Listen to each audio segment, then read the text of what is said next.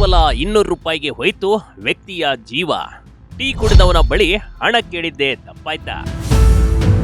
Sir ಅಮಾಯಕ ಬಂದು ಹೊಡೆದಿರೋದು sir. ಮಕ್ಕಳು ಹೆಂಗೆ ಸಾಕಬೇಕು ಅಂತ ಗೊತ್ತಾಗ್ತಾ ಇಲ್ಲ ಸರ್. ಪೀಸ್ ಆಗಿಬಿಟ್ಟಿದೆ ತಲೆ. ಅವ್ರು ವಿಷ ಕುಡಿದು ಸಾಯೋ ಪರಿಸ್ಥಿತಿಯಲ್ಲಿ ಇದ್ದಾರೆ ಸರ್ ಅವರು. ಟೀ ಕುಡಿದು ಸಾಕಷ್ಟು ಬಾರಿ ಹಣ ಕೊಡದೆ ಹಾಗೆ ಹೋಗಿದ್ದ ನೋಡಿ. ಆ ಹಣ ಕೇಳಿದ್ದೆ ಈಗ ತಪ್ಪಾಯ್ತಾ? ಅಷ್ಟಕ್ಕೆ ದೊಣ್ಣೆ ಬೀಸಿ ಕೊಲೆ ಮಾಡಿರುವ ಘಟನೆಯೊಂದು ಬೆಂಗಳೂರಿನಲ್ಲಿ ನಡೆದು ಹೋಗಿದೆ.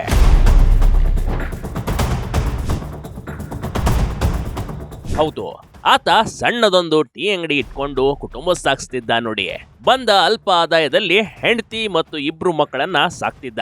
ಆದ್ರೆ ಪ್ರತಿದಿನ ಟೀ ಕುಡಿದು ಸಾಲ ಹೇಳಿ ಹೋಗ್ತಿದ್ದ ವ್ಯಕ್ತಿಯ ಬಳಿ ಕೇವಲ 200 ರೂಪಾಯಿ ಹಣ ಕೇಳಿದ್ದೆ ಆತನ ಜೀವಕ್ಕೆ ಮುಳುವಾಗಿದೆ ನೋಡಿ.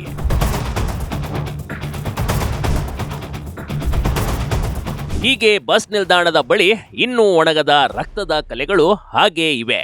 ಜಗಳ ನಡೆದ ಸ್ಥಳದಲ್ಲಿ ಅಲ್ಲಲ್ಲಿ ಬಿದ್ದಿರುವ ಚಪ್ಪಲಿಗಳು, ಕುಟುಂಬಕ್ಕೆ ಆಧಾರವಾಗಿದ್ದ ಗಂಡನನ್ನ ಕಳೆದುಕೊಂಡು ಕಣ್ಣೀರು ಇಡುತ್ತಿರುವ ಪತ್ನಿ. ಈ ಎಲ್ಲಾ ದೃಶ್ಯಗಳು ಕಂಡು ಬಂದಿದ್ದು ಬೆಂಗಳೂರು ಗ್ರಾಮಾಂತರ ಜಿಲ್ಲೆಯ ದೊಡ್ಡಬಳ್ಳಾಪುರ ತಾಲೂಕಿನ ದ್ಯಾವಸಂದ್ರ ಗ್ರಾಮದಲ್ಲಿ ಕಣ್ರಿ.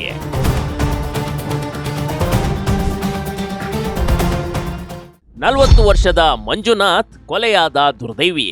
ಮುನಿರಾಜ್ ಎಂಬಾತನಿಂದ ಕೊಲೆಯಾಗಿ ಹೋದ. ಈ ಮೃತ ಮಂಜುನಾಥ್ ಮೊದಲು ಕೂಲಿ ಕೆಲಸ ಮಾಡಿಕೊಂಡು ಜೀವನ ಸಾಗಿಸ್ತಿದ್ದ. ನಂತರ ಟೋಲ್ ರಸ್ತೆ ನಿರ್ಮಾಣವಾದ ಬಳಿಕ ರಸ್ತೆ ಬದಿಯಲ್ಲಿ ಸಣ್ಣದೊಂದು ಟೀ ಅಂಗಡಿ ಆರಂಭಿಸಿ ಕುಟುಂಬ ನಿರ್ವಹಿಸುತ್ತಿದ್ದ ಕಣ್ರಿ. ಪ್ರತಿದಿನ ದುಡಿದ್ರು 200ರಿಂದ 300 ರೂಪಾಯಿ ಆದಾಯ ಮಾತ್ರ ಸಿಕ್ತಿತ್ತು.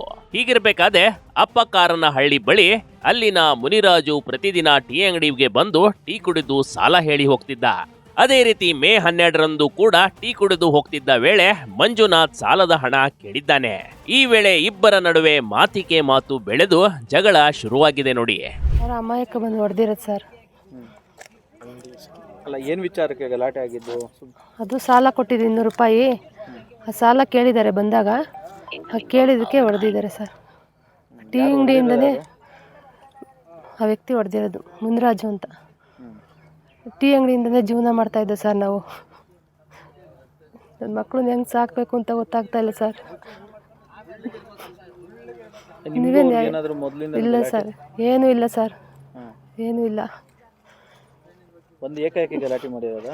ಹೌದು ಸರ್, ಕಾಸು ಕೇಳಿರೋದಕ್ಕೆ ಜಗಳ ಮಾಡಿರೋದು, ಹಿಂದೆಯಿಂದ ಬಂದು ಹೊಡೆದಿರೋದು.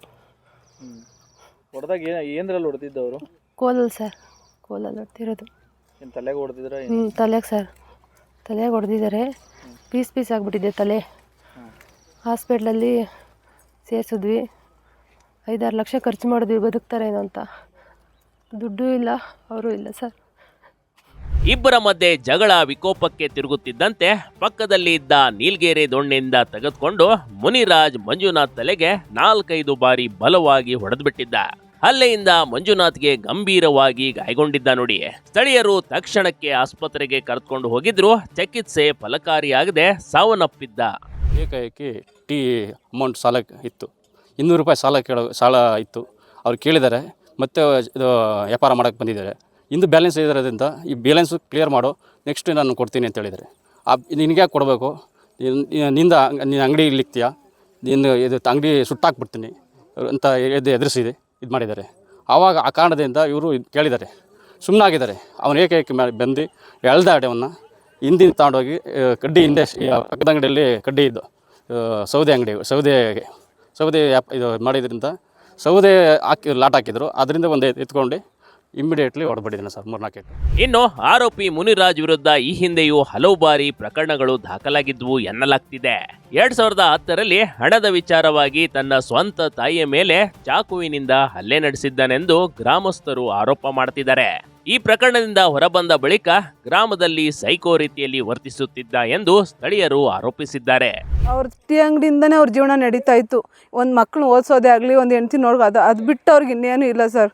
ಅವ್ರು ಅಷ್ಟು ಅಮಾಯಕ ಇದ್ರು. ಆದರೂ ಅವರು 200 ರೂಪಾಯಿಗೋಸ್ಕರ ಹೊಡೆದು ಇಷ್ಟೆಲ್ಲ ಮಾಡಿದೆ ಸರ್. ತುಂಬ ಸಾಲ ಆಗಿದೆ.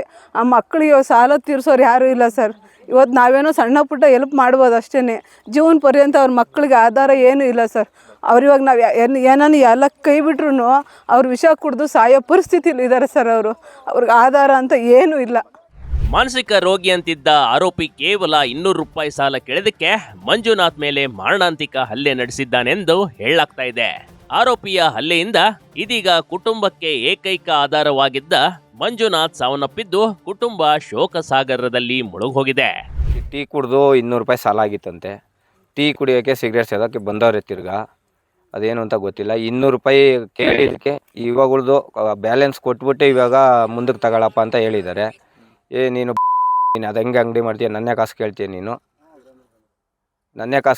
ಅದು ಹೆಂಗೆ ಅಂಗಡಿ ಮಾಡ್ತೀಯ, ನೀನು ಅದು ಹೆಂಗೆ ಬದುಕ್ತೀಯ, ನಾನು ನೋಡ್ತೀನಿ ಕಳ್ಳ ಅಂತೇಳಿ ನೀವು ಈ ಪ್ಲೀಸ್ತು ಸುಟ್ಟೋಗಿರೋ ಕೋಲಿ ಅಲ್ಲಿ ಬಿದ್ದಿದ್ದ ಸಹೋದರಿ ಪಕ್ಕದಲ್ಲಿ ಹಿಂದೆಯಿಂದ ಯಾಮಾರಿಸಿ ತಲೆಗೆ 3-4 ಏಟು ಹೊಡೆದಿದ್ದ ಮಕ್ಕೆ ಹೊಡೆದ್ಬಿಟ್ಟಿದ್ದಾರೆ. ಘಟನೆ ಸಂಬಂಧ ದೊಡ್ಡಬಳ್ಳಾಪುರ ಪೊಲೀಸ್ ಠಾಣೆಯಲ್ಲಿ ಪ್ರಕರಣ ದಾಖಲಾಗಿದೆ. ಪೊಲೀಸರು ಸ್ಥಳ ಪರಿಶೀಲನೆ ನಡೆಸುತ್ತಿದ್ದಾರೆ. ಮಂಜುನಾಥ್ ಸಾವಿನ ನಂತರ ಆರೋಪಿಯನ್ನ ಬಂಧಿಸಿ ನ್ಯಾಯಾಂಗ ಬಂಧನಕ್ಕೆ ಒಪ್ಪಿಸಲಾಗಿದೆ. ಕ್ಷುಲ್ಲಕ ಕಾರಣಕ್ಕೆ ನಡೆದ ಜಗಳ ಕೊಲೆಯಲ್ಲಿ ಅಂತ್ಯವಾಗಿದೆ ನೋಡಿ. ಇಬ್ರು ಮಕ್ಕಳು ತಂದೆಯನ್ನ ಕಳೆದುಕೊಂಡಿದ್ದಾರೆ. ಕೇವಲ 200 ರೂಪಾಯಿಗೆ ಒಂದು ಜೀವ ತೆಗೆಯುತ್ತೆ ಅಂದ್ರೆ ನಿಜಕ್ಕೂ ದುರಂತವೇ ಸರಿ. Big TV Karnataka, Bengaluru.